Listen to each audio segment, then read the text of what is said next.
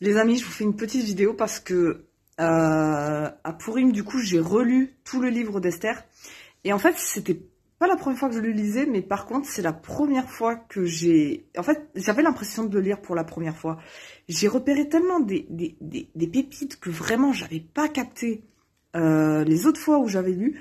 C'est incroyable, mais incroyable, comment Dieu procède et comment il fait justice. Je voulais sortir cette vidéo pour Pourim, et puis le problème c'est que, comme vous avez suivi, pour ceux qui ont suivi, il y a eu des petits soucis sous ma vidéo de la semaine d'avant. Donc du coup, j'ai fait une vidéo réponse à la base, enfin à la place, mais du coup je sors cette vidéo maintenant. Et en fait, c'est comme je disais, il fallait que je fasse une vidéo sur le livre d'Esther parce que vraiment c'est incroyable. On voit Aman qui se prend pour Dieu en fait, qui veut que le peuple entier le vénère, et comme les Juifs, et notamment un Juif, Mordechai, refuse de se prosterner devant lui parce que c'est de l'idolâtrie, il appelle à tuer, il met un décret pour faire tuer les Juifs. Je sais pas, mais moi ça me rappelle quelqu'un d'autre, quelqu'un qui date d'il y a un petit peu moins d'un siècle. Et donc il appelle à faire exterminer tous les Juifs. Dieu fait super bien les choses parce qu'en fait il avait placé la reine Esther, enfin il avait placé Esther, du coup de manière à ce qu'elle soit reine, donc elle pouvait, elle avait un rôle, et ce qui est bien c'est que vraiment le roi était vraiment amoureux d'Esther. Donc Aman veut faire supprimer les Juifs et notamment Mordechai, il veut faire pendre Mordechai, et Mordechai du coup fait appel à Esther. Esther se présente devant le roi, et comme le roi est amoureux d'elle, elle obtient grâce devant le roi.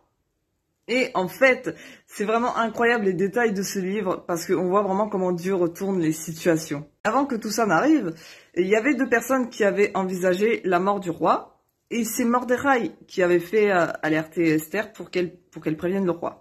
Et quand le roi s'en est rendu compte, il a demandé justement à ce qu'on honore Mordechai. Et à partir de là, Aman crut que c'était lui qui allait être honoré, puisque le roi lui a demandé « Mais que fait-on pour un homme qu'on veut honorer ?»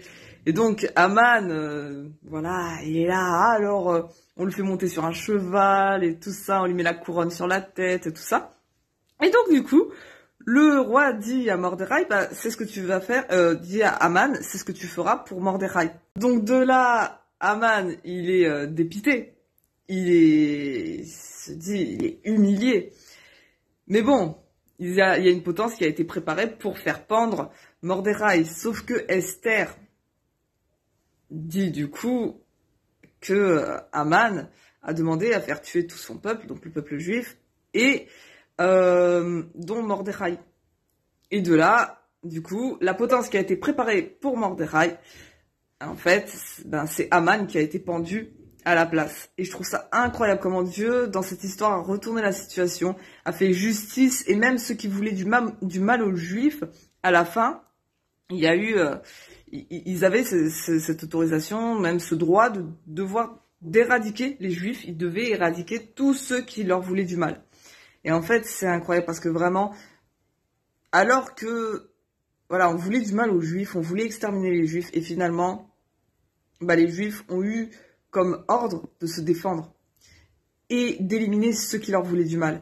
Et je trouve, les amis, que cette histoire, elle est vraiment incroyable au niveau de la justice de Dieu. Comment Dieu fait justice, c'est vraiment un truc de ouf. Et vous voyez, quand je vois toute cette haine antisémite actuelle, ça m'encourage. Et on voit encore dans cette guerre, il y a des choses qui se passent. Et honnêtement, je vois que Dieu, il fait justice. Et je sais qu'il fera justice de toute façon. Et l'homme Israël, il sera jamais exterminé. Jamais. Les Juifs, ils ont toujours survécu, chaque pogrom, chaque attaque. Et ça continuera encore. Parce que Dieu, il est là. Il a sa main sur son peuple.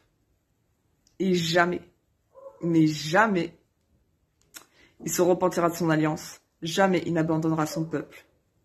Et toujours, il vengera son peuple.